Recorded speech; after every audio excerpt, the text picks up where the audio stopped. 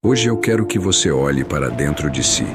Cada lágrima, cada desafio, cada noite escura não são o fim, mas o começo de algo maior.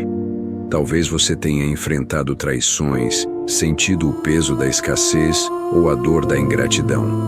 Mas saiba disso.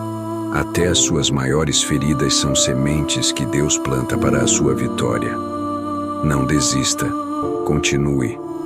O propósito de Deus é muito maior que a sua dor.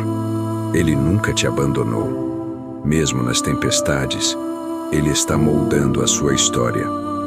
Se essa mensagem falou com você, inscreva-se agora, curta, comente e compartilhe, porque talvez essa seja a última chance de alguém ouvir que Deus ainda está no controle.